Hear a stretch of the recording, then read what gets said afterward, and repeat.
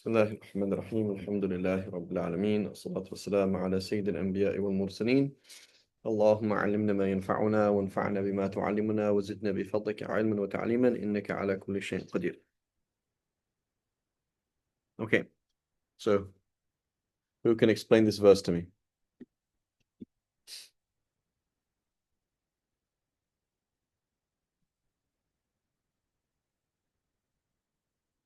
These are the people who are Zakat eligible. Okay. And last time we talked about what does the poor and the needy mean? Like, does Mm-hmm. it count if somebody is needy but not poor? Like, is it an or is it an and?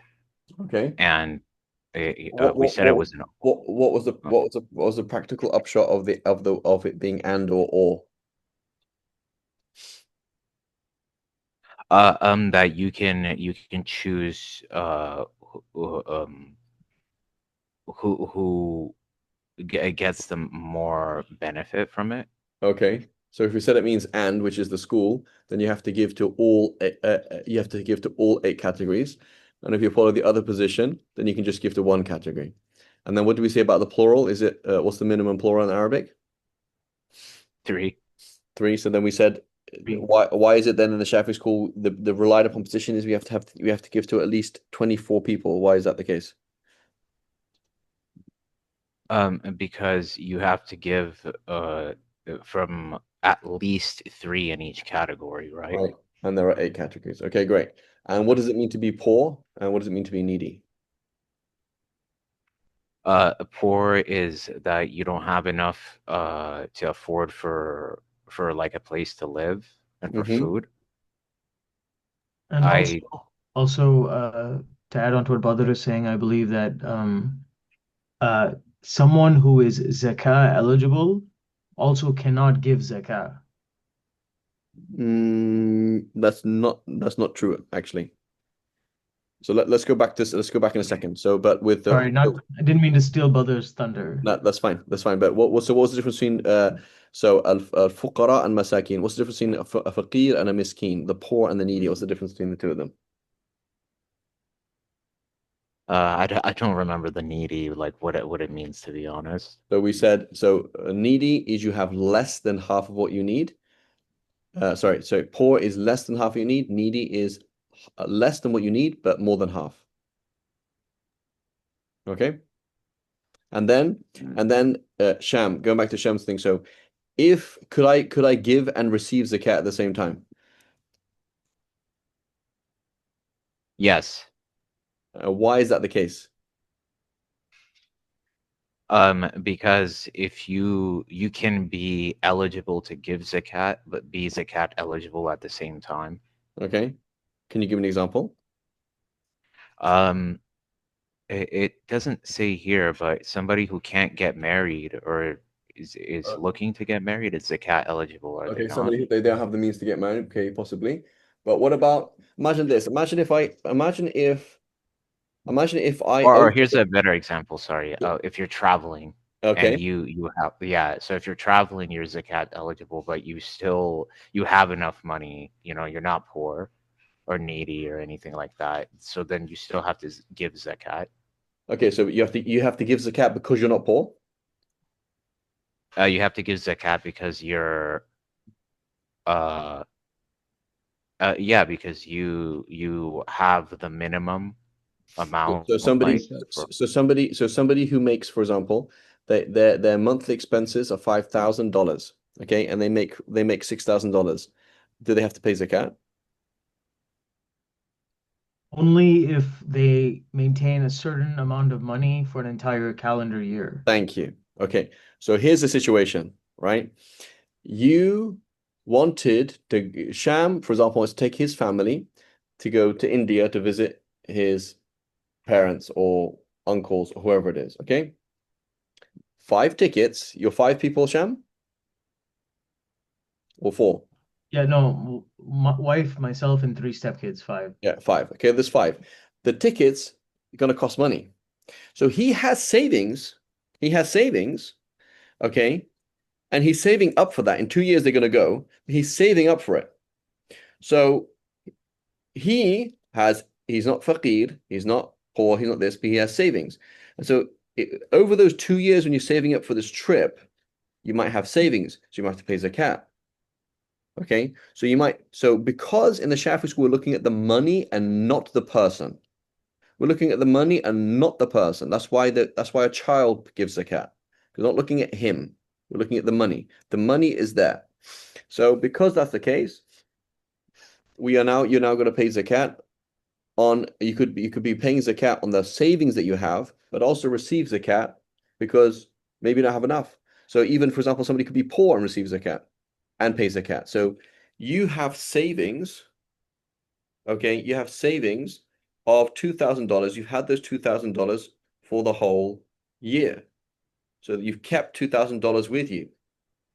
So zakat has to be paid on that money. But that's not enough for you.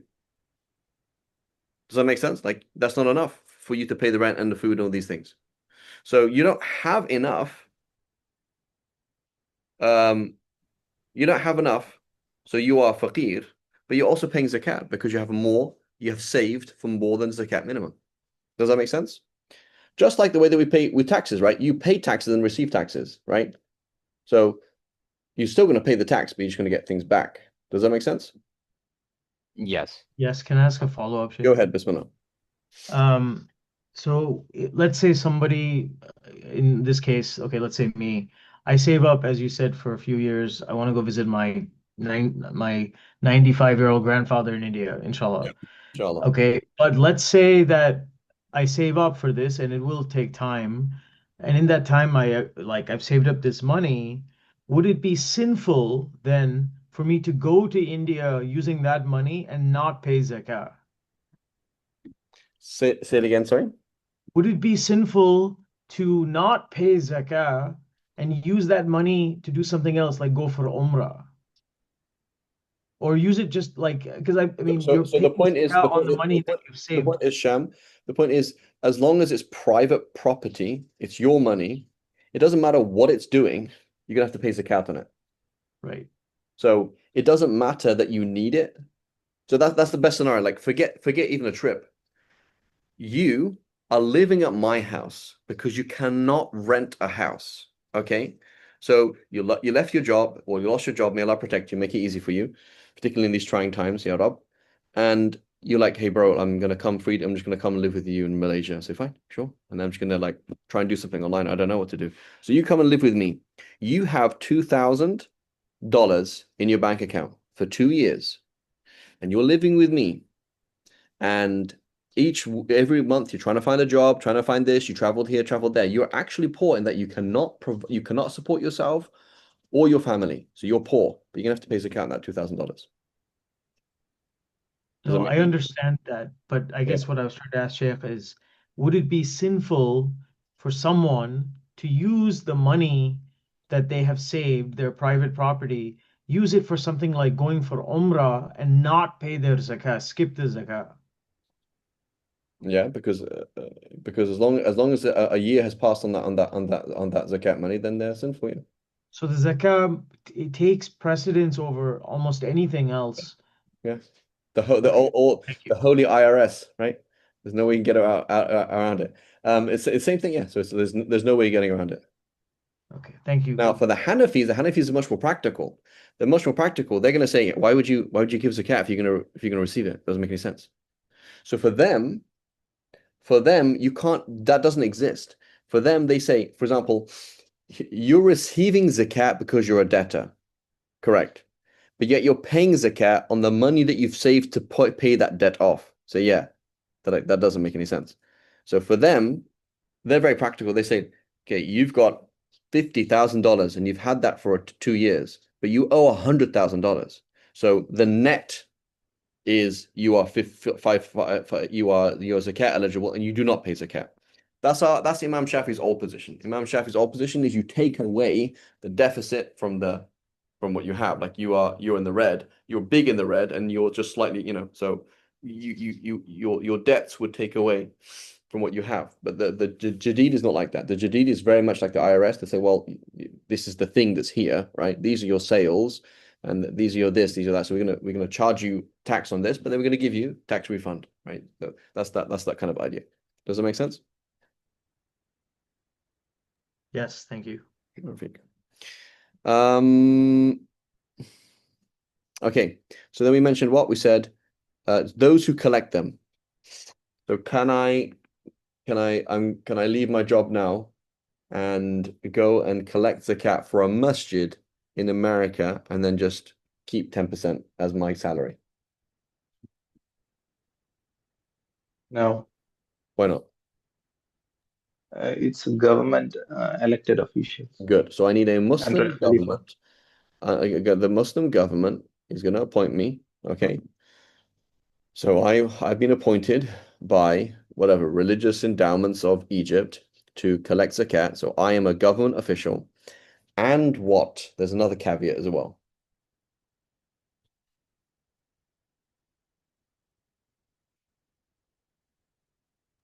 You don't collect a salary? Thank you. So, the government of Egypt has made me responsible for collecting zakat, and they don't give me a salary. So now they can give me a salary from the zakat. Okay, so the zakat then is the auditing, collecting, managing, and all these things of zakat is paid for by the zakat by the state. Why by the state? Because the state has an authority. I don't have authority over you, you don't have authority over me. Muhammad Shoman, that car of yours is mine. You say to Fareed, you're doing something haram. I say that child is not yours. You say you should go to prison. I say I'm going to cut your hand off. I can't cut your hand off. I can't put you in prison. I can't say anything to you. All we are here is just having a conversation. That's all. I have no authority over you. If you want to listen to me, listen to me. Otherwise, I can't. So when it comes to interpersonal relationships, you can't force somebody to do this or force somebody to do that because it's not. I'm not the police. The police can do that. I can't do that, right? So, but when you get to now, zakat goes to now under the authority of a Muslim ruler. Here's a Muslim ruler. Here's a Muslim ruler. The Muslim ruler has said, Muhammad Shaman, you are in charge of zakat, and we are going to give you X salary. Okay, so it could be a lot or it could be little. He does not get a fraction of it. He gets what it would be. So we take Muhammad Shaman's job, right, in whatever coding, whatever, and now he's going to code for this country. This country needs a code. They need somebody to do the software and all these kind of things for their zakat thing, the new zakat app that they're developing. Okay, so they're going to say, well, we'll pay you the same salary, whatever you would get normally, right? So it can be more or less depending on what the work he does, not on who he is. He could be wealthy, he could be all sorts of things, right? Now, could he be a non-Muslim? Can we get a non-Muslim to do that? Yes. Yes, we can. You can get a non-Muslim to go and collect zakat, distribute zakat, audit zakat, do the coding for the zakat app, to the check, do the quality thing for I don't know what it is. The vet, you have the special vet that is looking after the cows and managing the cows and distribution of the cows, and he comes up with the vaccine of the cows and making all these things. It doesn't matter who he is, even if he's a non-Muslim. Okay, so that is those who collect them, and those whose hearts are to be reconciled. Who do they mean? That's two categories. Those are Muslims with weak faith, like, and non-Muslims who are on the brink of becoming Muslim. You got 10 points and you lost 10 points. I think Okay. So it was the second category was not the case, but there's some like a minority That's a opinion that does minority opinion. Good. Minority opinion. yeah. Good. Okay, so minority opinion is somebody who would become Muslim. So the reliable position though is what? Badr lives in Panama. Badr has become Muslim, and he's an important person in Panama, and other people will become Muslim if we give him. So even if his iman is not weak, he's a very strong iman, mashallah. But he lives in Panama. If we give zakat to him, other people will become Muslim, right? So we can do that. But you cannot give zakat to non-Muslims. The exception that was just the Amin. Okay, and then to free the captives. What's that? We didn't do that, right? So this is the new concept now, is a new concept is now Badr is buying his freedom from me. I own him as my slave, and he says, Freed, I want to actually become a free man. And I say, okay, that's fine. I will do that. Allah subhanahu wa ta'ala says, وَكَاتِبُوهُمْ إِنْ عَلِمْتُمْ فِيهِمْ خَيْرًا. And, go ahead and do a mukataba contract, a contract of buying your freedom, if you see good in them, right? If you see good in them. So I think it's a good idea. So I say, yeah, go ahead, but go and you do whatever you want for 2 years. Come back in 2 years with $50,000 and you're free. Okay, so now he starts a GoFundMe thing and he says, you can give me charity and you can also give me zakat. We can give him zakat in order to buy his freedom. Okay.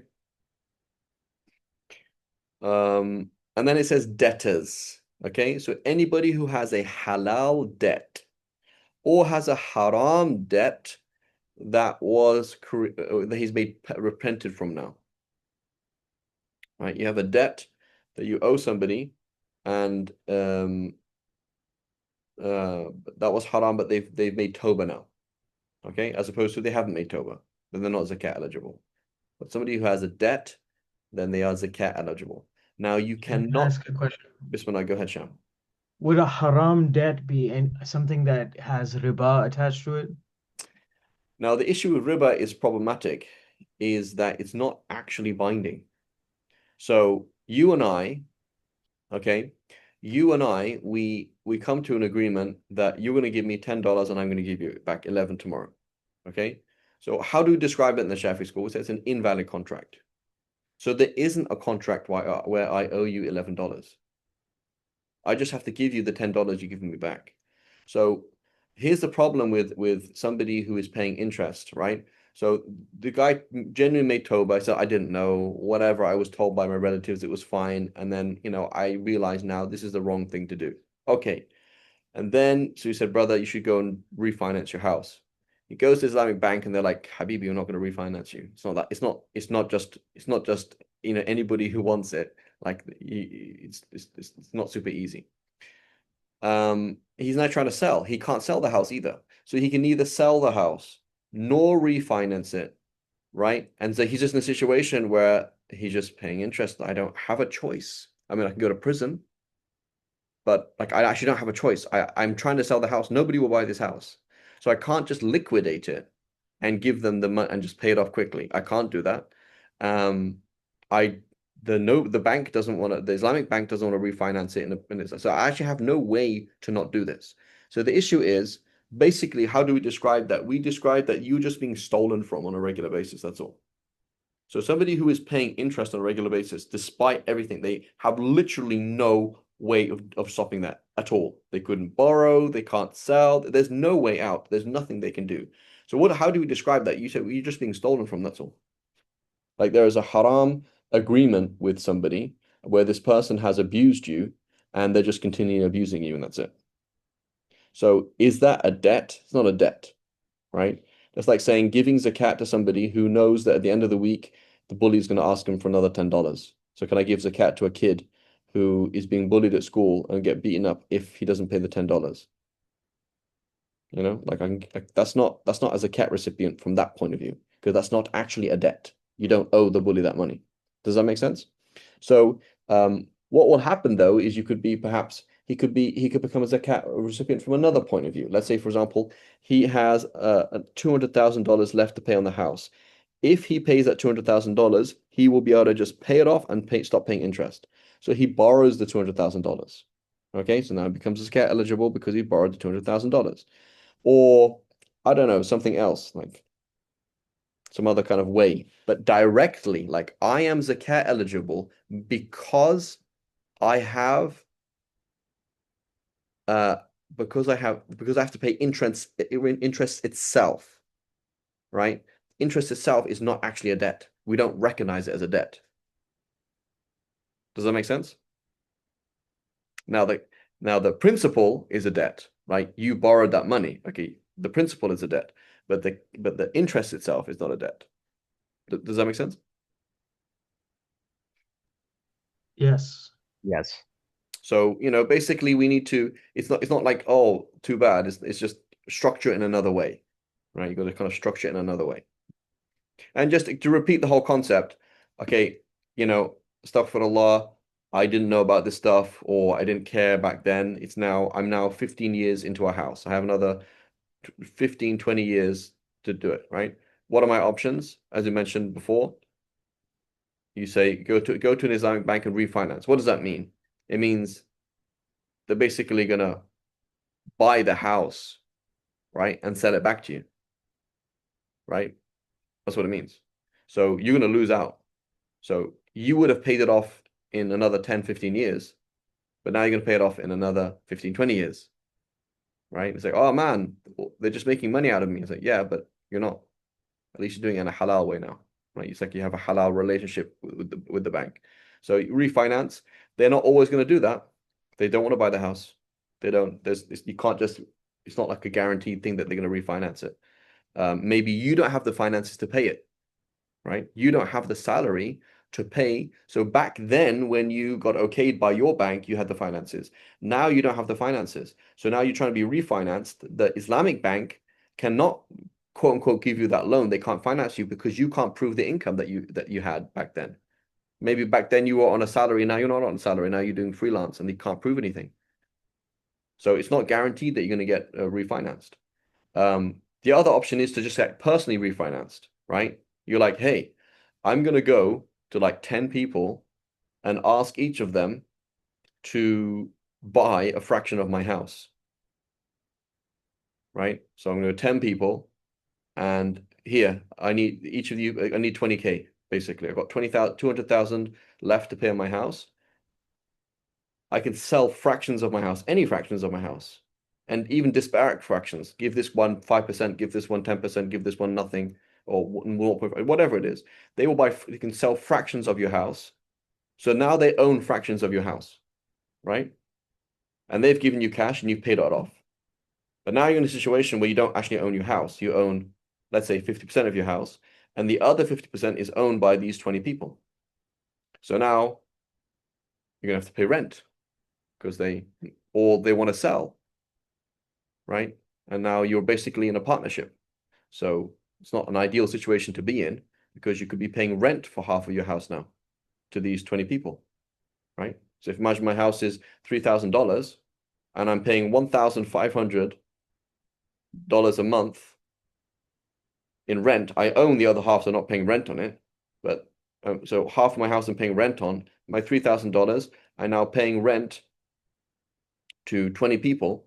So I divide up the $1,500 between these people, and they get money. I mean, so they have fractions of, they have an investment in property. It's not a right, and they have money coming in.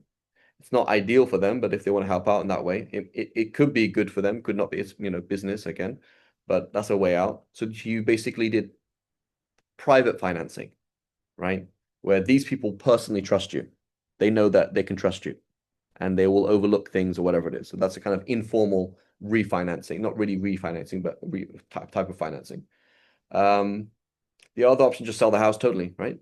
So, but then like, no, I would lose so much money if I sell it now. Say, well, I'm sorry. Like, you want to get out of interest, then get out of interest. So it's not. It's often financially very, very difficult because it's not. It's not. It's not very. It's quite. It's just hard on many levels. So right. So we just have to educate people. Don't do it to begin with. Right. Don't do it to begin with.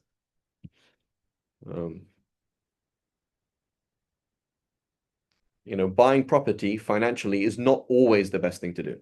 So many people, they have this mentality, particularly if you're like Eastern, like I have to own my house. It's like a thing that I have to do as a man, and a thing that my family has a right over me. Like there's a kind of mentality in Eastern way of thinking, but it's not always financially the best thing to do to buy a house. Here, for example, in Kuala Lumpur, where I live here, it's the renters market. So if you bought the house, you'd make your money back in like 70 years, maybe. There's not a very clever thing to do, right? There's lots of variables. that you have to look at when you say, so it's not like, oh, everybody has to buy a house. It's not that simple. In certain markets, it is a clever thing to do. In certain markets, it's not, right? So it's not like, oh, everybody really has to do this, right? It's not really the case. Allahu alam. And there's other things you can do with cash, right? So that down payment, oh, I have $100,000. If I don't invest it, I'll lose it. Okay, then invest it in something. Alhamdulillah, go and invest it in something. So maybe you make more money from your investment than you would by that you would have saved by buying a house, right? So I remember again being in California. I was certainly looking to buy a house. And so I worked out that it was going to be something like I would spend something like $1 million, right, in 30 years down the drain if I didn't own a house, right? So that's assuming you made an assumption that you couldn't make that $1 million by renting and having more cash, right? That's that assumption. In 30 years you couldn't make $1 million by using the cash that you got, So there's a lot of things that aren't. It's not 100% most logical, always the most logical thing to do to buy a house, right? Allahu a'lam. Okay, anyway, so that was debtors. So debtors generally of two category. Debtors meaning, three categories. You're in debt for something haram and you've repented. You're in debt for something halal, regardless of what it was, right? You're in debt for something halal, and so, So here's a question: can I give zakat to the masjid? No. Okay, so Sham, he's like, forget this. There's no masjid in this place. I'm gonna build a masjid here. So he gets into debt. He borrows $500,000 from 10 people. He gathers it all. He said, listen, will you lend me this money? So yeah, we'll lend you. So I want to build a masjid. Will you lend me the money? Sure. So he goes and gets into debt. He now owes $500,000 in debt. Okay. So now I pay him zakat. So I can't pay the masjid zakat, but I can pay him zakat because he's in debt now. Does that make sense? Yes. Yeah. An easy trick within Islamic school. Okay, easy trick with Islamic school, right? I worked in Islamic school. Often like boards, they don't like work in a very financially clever way, or at least they're not financially aware of like Islamic things. But here's a trick, right? Badr and I, we have an Islamic school, okay, and it's in California. It's in San Jose. Very expensive. Like, each kid spends $1,500 a month. Okay, so then somebody comes and says, "Oh, I can't afford it." So, oh, that's easy. What we do is we just we'll charge you, send you the invoice, and then now you're in debt. So now you can receive zakat. So there we go. Sheikh, that seems somehow wrong. Like Why? I know Why that is the it? goal is to attend Islamic school and to improve the deen and keep children connected to the ummah.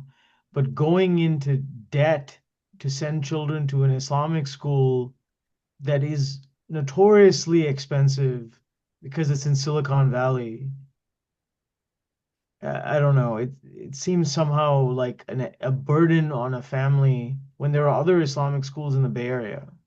Okay, let's make it cheaper then. Let's make it $500. Still, you got three kids. It's going to be. I can't afford it. Even if it was $200, I couldn't afford it. So you're gonna have a significant, even if it's $200. Let's make this. Here's a school. It is $200 per kid, and you come and say, honestly, I do not have 200. I don't have $600 a month to pay for my three kids. I don't have it. So what do we do then? Is we say, fine, we'll charge you. You're now in debt, and then whoever wants to pay zakat gives zakat to you. Does that make sense? Yeah, And so it's we can even organize it in a way where we actually know people. So we know wealthy people who have zakat to give. So we just tell them or tell the middleman, this person needs zakat. And it's already been, all the checks and balances are already in place. There's a smooth process where it's not like, oh, distribution of zakat is not very efficient, right? When it's done by individuals, because kind of like what's going on. But here we have like, so sign up for here. So please fill out the form. Will you be able to pay this on a monthly basis? No, I will not. Okay, please fill out this form. Da, da, da, da, da, da, da, da. They do all this form. We now know this person does not make enough money to pay that $600 a month for their three kids to go to Islamic school. So now we know that they're going to be in debt each month. So then we have everything in place, and we, in a place that people trust, we tell these wealthy Muslims, say, oh yeah, here's zakat to give zakat to so and so, right? And nobody's saying, oh, the masjid is taking zakat or the school is taking zakat, right? There's other ways to do it as well, but it's not super complex. So I was gonna ask a question. Go ahead, Muhammad. So the debt that someone has to be considered a debtor, is there a minimum amount, or like It could be you have anything. to?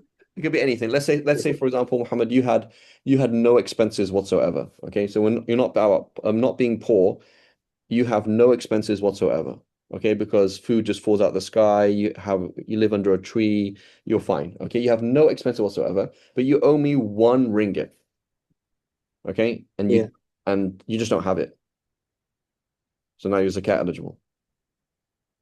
What if I have it, but I don't want to give it because that what I want to keep that 1 ringgit because I And want you're to not, use it for no, something. you can't. So if that's in excess, if that's in that, so you want to use it for something else, that's fine. So a debtor, so the issue is even that 1 ringgit, when let's say, okay, you owe me 1 ringgit, right? People who are outside of Malaysia, 1 ringgit is like 20 cents, 25 cents. Okay, so he owes me 1 ringgit. So now Badr gives him zakat. Okay, gives him 1 ringgit. There we go. So now Muhammad says, yeah, but Yeah. actually, I need it for something else, actually. So Yeah. now, are you obliged to pay off your debts with the zakat you receive? No.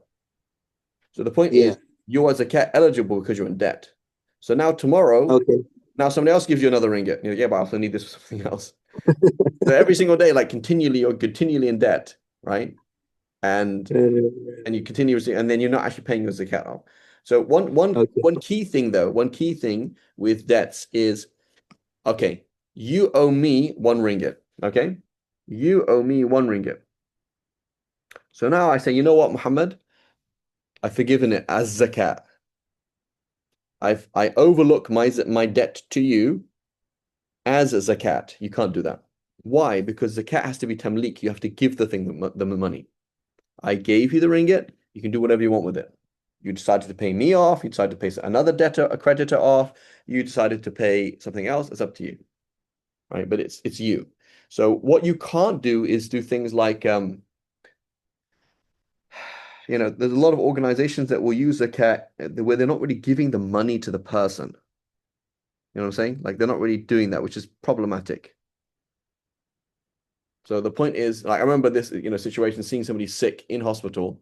They had a lot of money to pay for their bills. The person came up to them with a big wad of cash, put it in their hand and said, "This is yours." Okay. Now the person in hospital has to pay for hospital bills. So they're like, yeah, please use this money to go and pay for hospital bills. But at the end of the day, it's their money, right? Like you are as a cat, you are an individual. Now this has become your money. Does that make sense? And so that's a key concept. Like you have to give somebody money, right?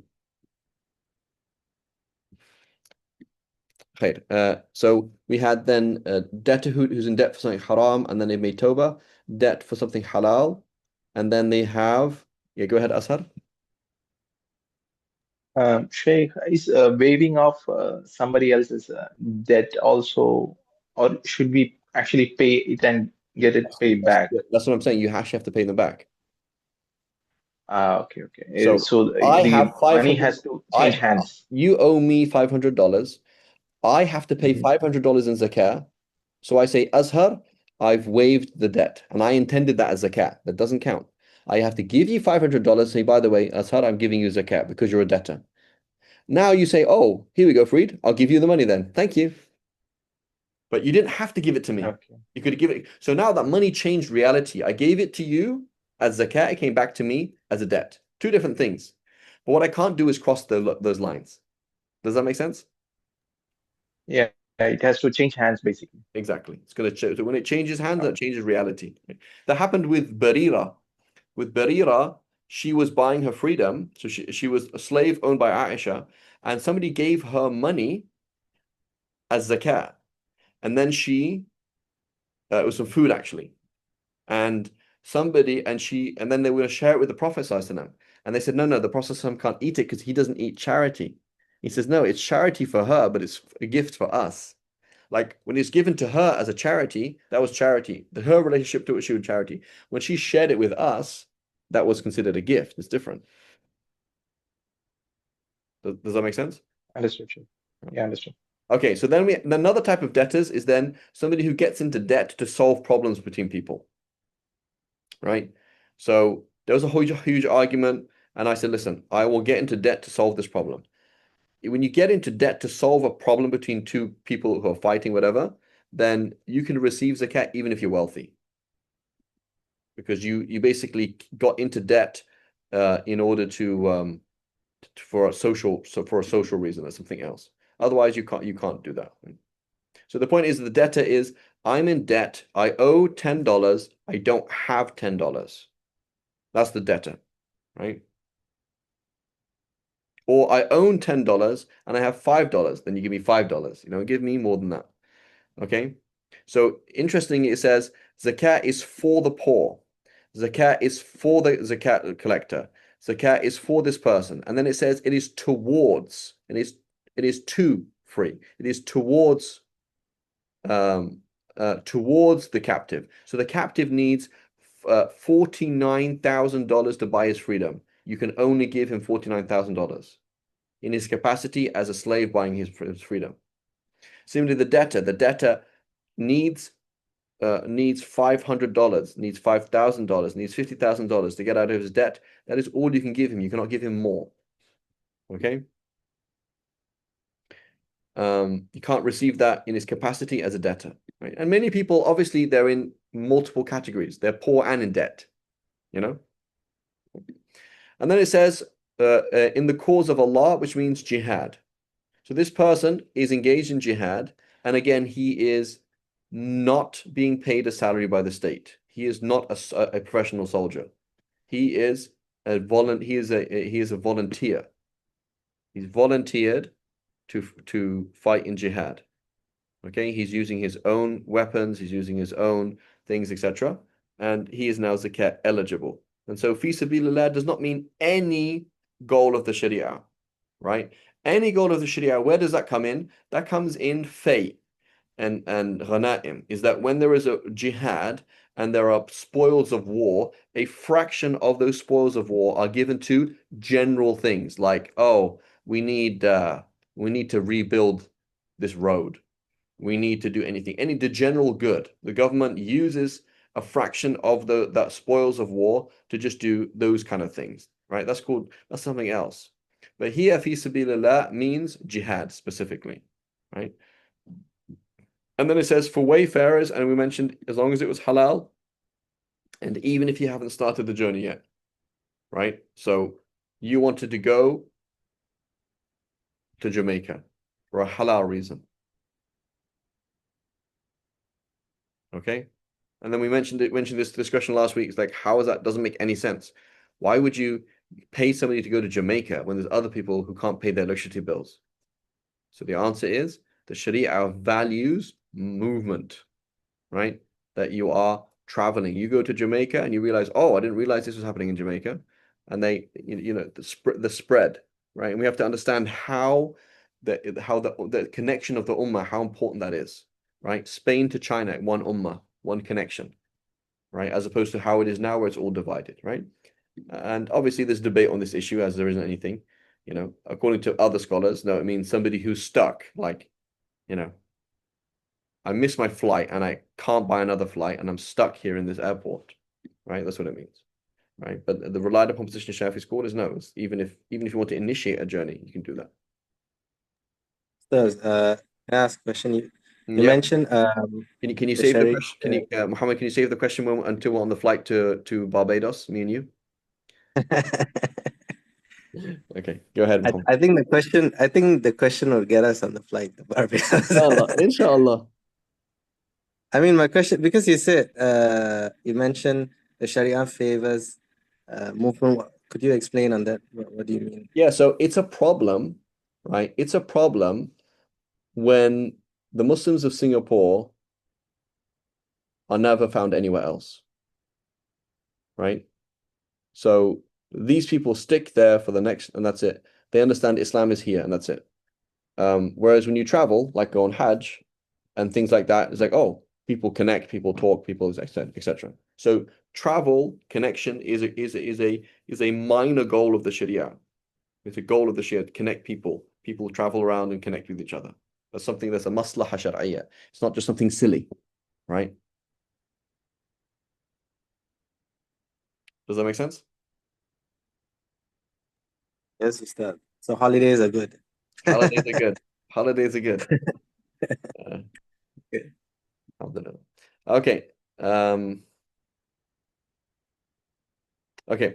So it says one does not give less than 3 recipients because we said minimum is 3 from each category. So there's a weak position in the Shafi school, also in the Hanafi school, that you can give to just one person, right? So you have one cousin who lives in Zimbabwe and he's like really struggling. He's like, yeah, okay, you can just give it all to him. So that there's a weak position in school that you can give to just one person in just one category and outside of your city, But otherwise, the relied upon position is it's inside your city where you live.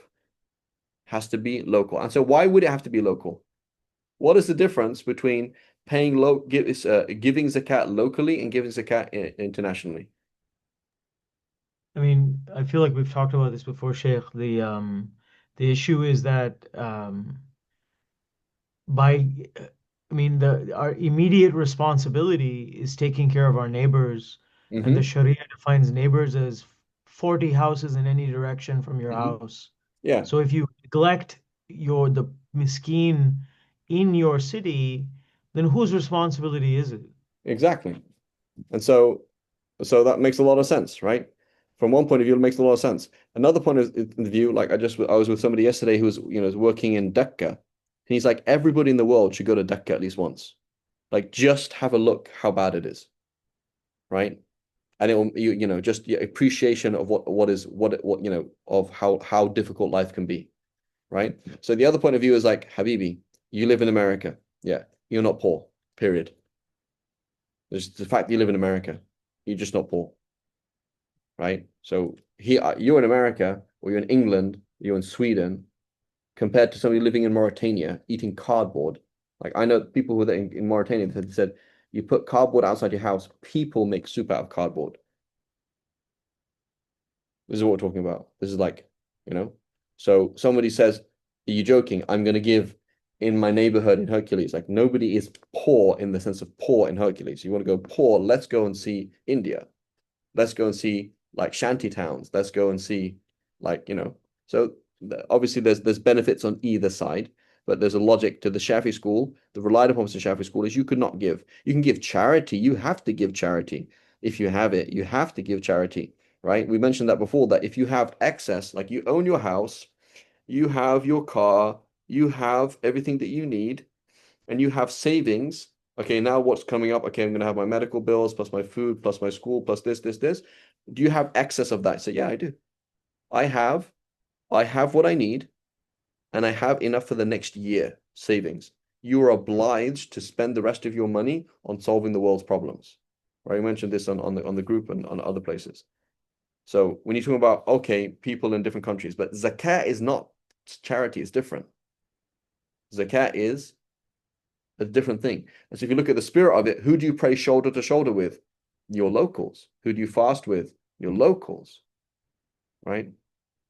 So zakat is about solving the problem around you, right? So the other people, Sham is driving down the road with a Rolls Royce. I have to walk barefoot and I feel heartbroken. And he's like, no, it's okay. You don't have a right to be as wealthy as I am, but you do have a right to have your basic needs, right? So that I don't see people who are just like around me who are like, whoa, these people have everything and I have nothing, right? So the Sharia does not force people to be equal. It's not the case, right? And there's major problems with equality, like the whole concept of equality. There's some serious problems with it. And it comes up in all sorts of different things, like, you know, they say like, for example, equal rights to disabled people, right? So do I have a right to study at Cambridge? Because I'm not as intelligent as you.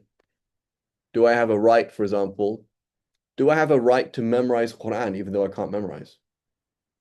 Do I have a right, for example, do I have a right to marry somebody like somebody you married, even though I'm not a very interesting person? Like you're an interesting person, I'm not.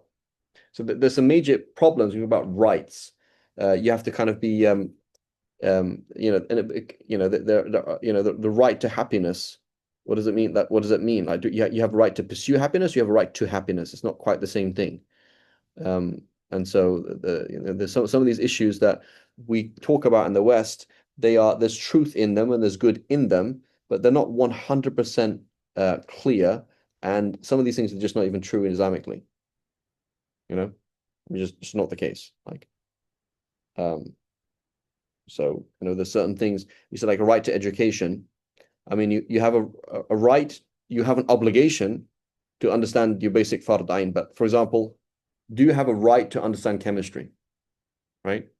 So many Western countries or Western, I would say like, no, like every person is born with the right to education. Like you have a right to understand molecules and chemistry and history. That's a right that you have. And anybody stops you accessing that right or doesn't facilitate that, that's an oppression. Is that actually the case? You know what I'm saying? So the way we look at knowledge is an obligation. So it is an obligation that we have. There's a communal obligation, which is a problem in the world, which is called refugees.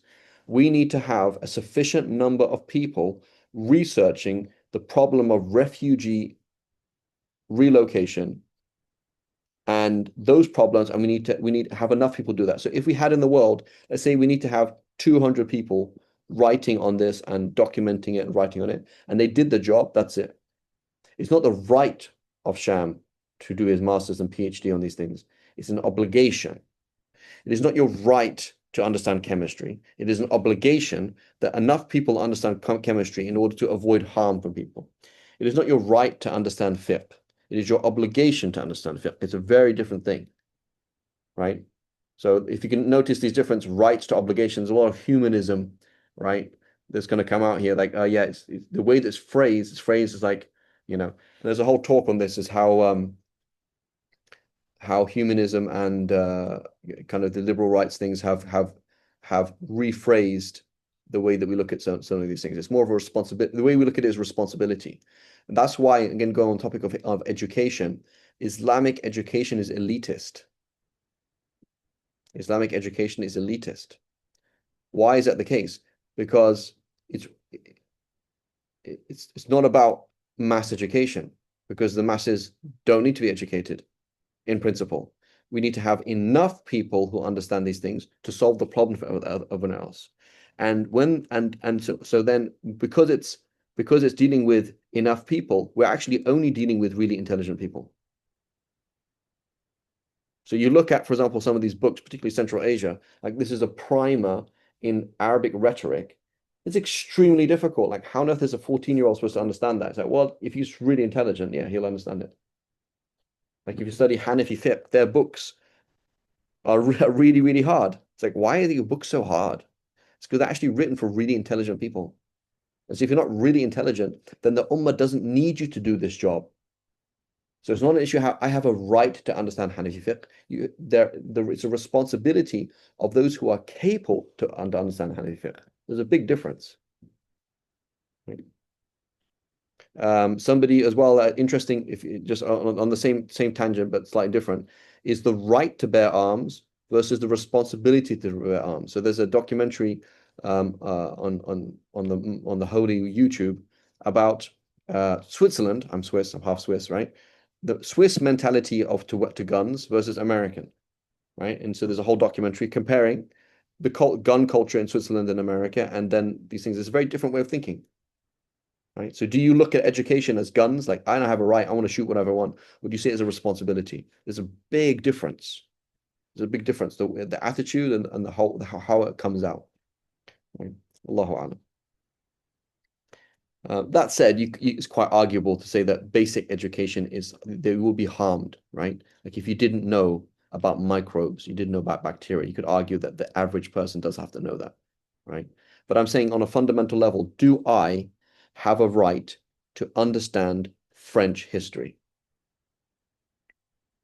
right? So according to Western standards, I have a right to understand the study French history from the years 1310 to this thing. That's a right that I have.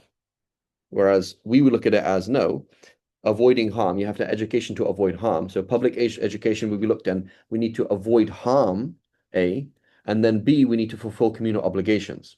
So again, forgive the side point, but where would you like education in a fiqh book? Where would it come under? It comes under two chapters. It comes under the chapter of when does a kid have to pray? Because under kid have to pray, you talk about what is the obligation of the parent to teach or to facilitate the teaching for the child, as that the child's haqq, that they be taught how to pray, that they'd be taught why Islam is true and basics about the deen and what is sunnah, what is basic things. That's where we're going to see it. And then we're going to see education under jihad. Why? Because in the chapter of jihad, we talk about communal obligations, i.e., things that have to be done in order to avoid harm to society. Right? In order to avoid harm to society, we have to have a certain number of doctors. And we talk about the communal obligations, right? So under Bab al-Jihad, that's where it comes under. Society, what does society need in order to not be harmed? In order to stop harm for people on the street, what needs to be in place? Oh, rules, driving schools, this, a system of this, a system of that.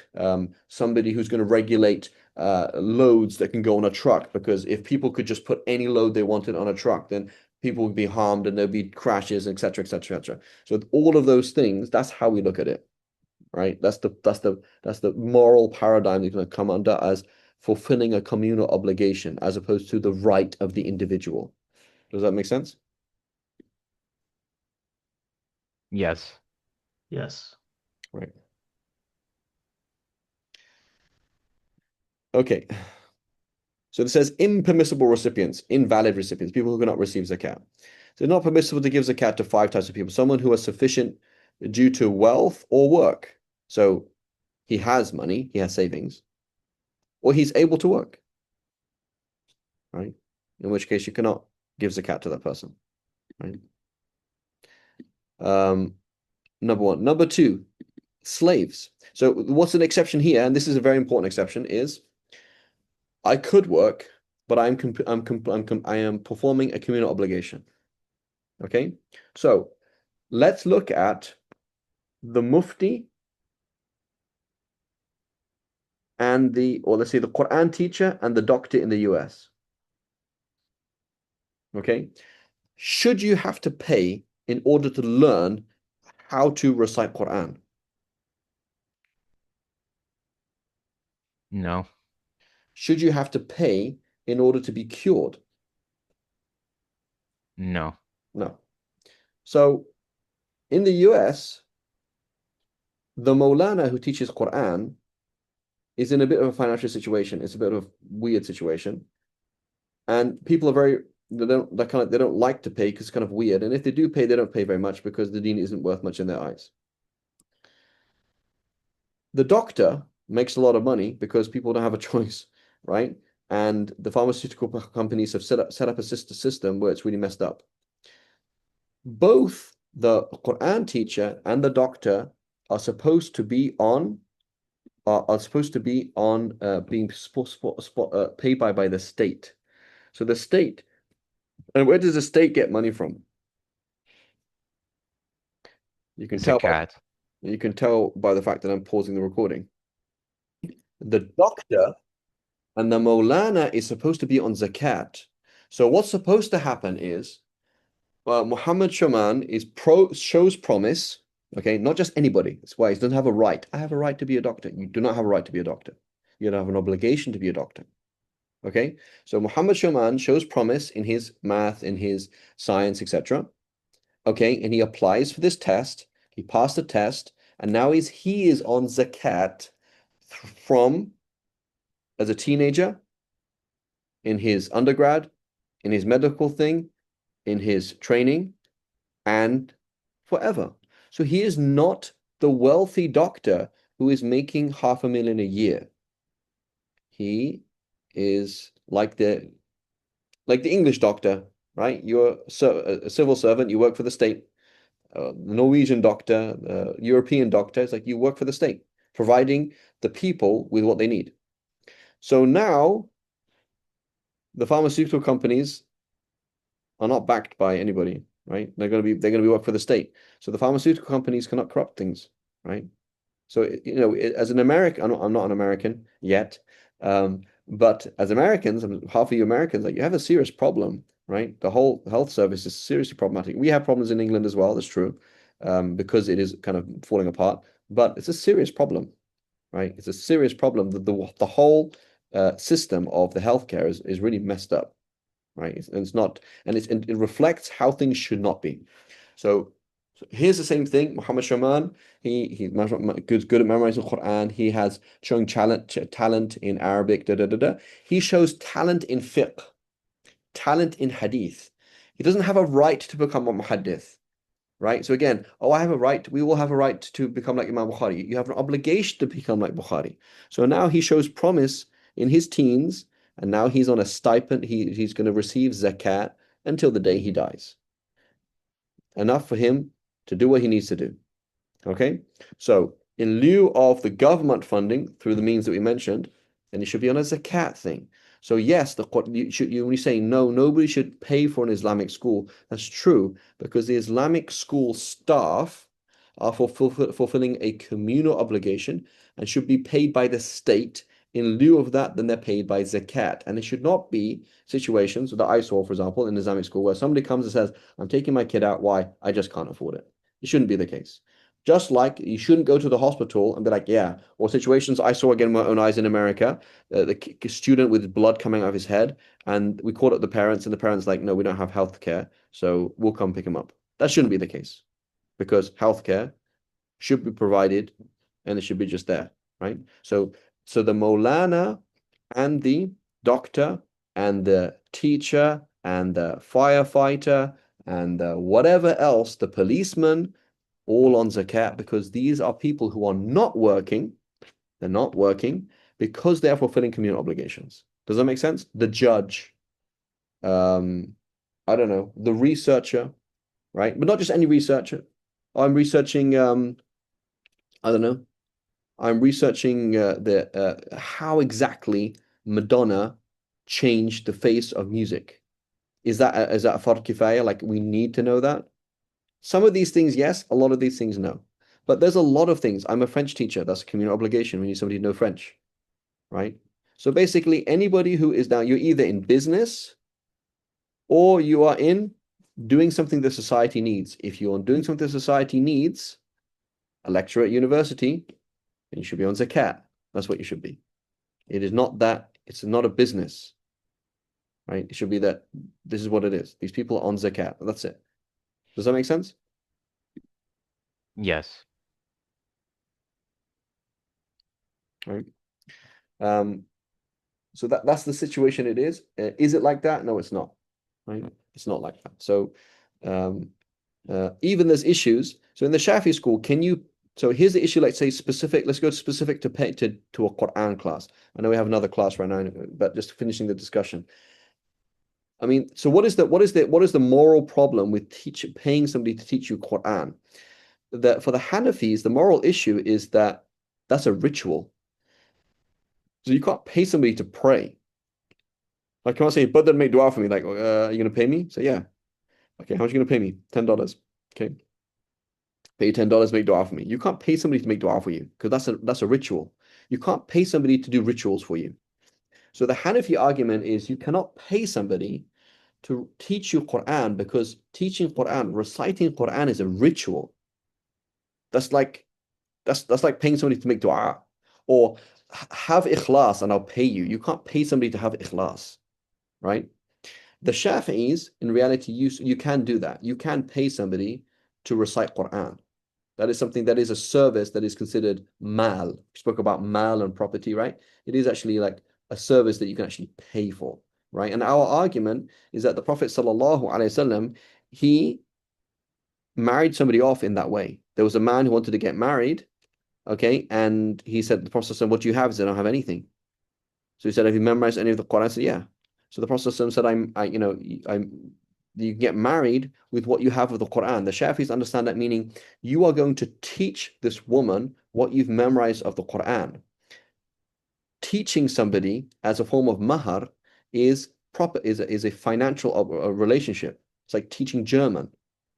I will teach you the German alphabet for $5, right? I will teach you Surah Al-Ikhlas, and what am I getting out of this? I'm marrying you. So the mahar is a financial relationship. So the Shafis say, yeah, it's fine. You can do that, right? You can. So in principle, you can pay somebody, right? But the situation we're in is that no, these people you're supposed to be on zakat. That's what it is. You're supposed to be because you are doing a communal obligation, and so you're supposed to be on zakat, and that is social worker, that is firefighter, that is imam of the masjid, that is all of these things, right? Does that make sense? Yes. Right. And so, so then just another point is that, well, in the past, it used to all be perfect. So Imam Shafi'i, right, he was from Ahl Bayt. So Ahl Bayt cannot receive zakat, but they can receive a portion of the war booty. Did Imam Shafi'i receive his portion? No. Imam Shafi'i could not afford to write on paper most of the time. He couldn't afford ink. Couldn't do it. So, he was there in the back of the class with Imam Malik writing with a piece of grass on his hand and thought he was messing around. I thought he was just playing around. So no, I'm writing. I'm like writing with a kind of in a way that helps me memorize. Didn't actually have any ink and didn't have any, couldn't afford ink, couldn't afford paper. Right. Zakaria Ansari, same thing. He used to eat Zakaria Ansari, one of the greatest late scholars of our school, who wrote ridiculous amount of books. He used to eat food from the floor. He used in front of that's what he did. So who is it? Maulana Sheikh Muhammad Zahid al-Kawthari, one of the great. He was supposed to be the last Sheikh al-Islam of the Ottoman Empire, but the Ottoman Empire fell apart. So he was supposed to be like the grand scholar of the Ottoman Empire. He would have had a ridiculous salary. But what happened? Ottoman Empire falls apart. He goes to Egypt and he's in poverty the whole time. Right? That is the sunnah for that Allah subhanahu wa ta'ala puts for many, many scholars. But and that's how things were. Imam Bukhari originally had his own private money, and then after that he left and studied and he kind of spent it all, and it ran out eventually. But in principle, that's supposed to be happen. So in our communities, zakat is a huge problem. But in our communities, number one, zakat isn't being paid because people don't pay it. Number two, they don't understand things like that, right? So imagine, for example, you were a marriage counselor for your local masjid. For let's say your local 3 masjids, like you rotate around 3 masjids doing marriage counseling, right? Which is a communal obligation. No one's going to give you zakat for that. They're not going to give you zakat to do your master's in family counseling.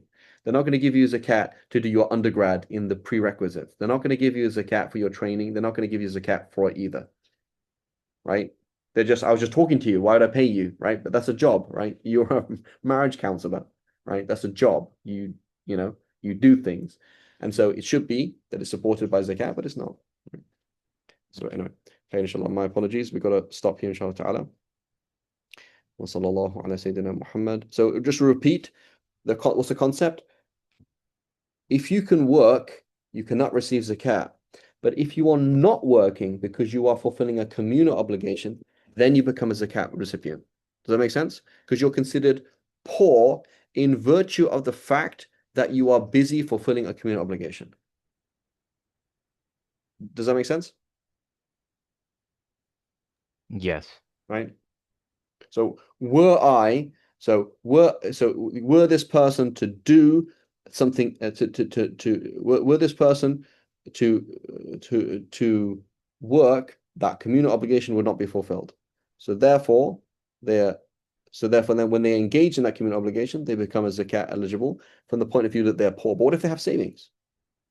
Right? Is it Sheikh, is this similar to the scenario of the Khulafa al-Rashidin, like Abu Bakr Siddiq, who was a Exactly. business person? They Exactly. asked him to stop doing that because of his work as a Khalifa. Exactly. So the same kind of thing. But what about a scenario where, for example, the masjid needs an imam? Okay, we get some Saudi guy to come in who has tons of money, and so he's left his job, and he's losing money by being a voluntary imam for the masjid, but he has money. So he has millions of dollars. Then in which case you're not poor, then are you? Right? So you can't just pay the person because they're doing a service. You pay the person, you give them zakat because they're poor, and they became poor because they can't work because they're doing a communal obligation. Does that make sense? But if they're not actually poor, right, then they can't receive any zakat, then can they? Does that make sense? So it's not just anybody doing a communal obligation, it's somebody who's doing a communal obligation, and because they're doing a communal obligation, they cannot make enough money, so therefore they don't make enough money, or they don't make money. Does that make sense? Or they don't have any money. But not Yes. somebody, let's say, for example, your son, for example, is like, he's 14, so listen, I want you to become the imam of the masjid, and just for free, and do everything for free. And that's great. And like, I will support you. And he has money. So then he's like, well, he's not zakat eligible then, is he? Because he's not poor. Right? Khair. Inshallah, we'll stop here, inshallah ta'ala. Wa sallallahu ala sayyidina Muhammad wa ala alihi wa sahbihi wa sallam.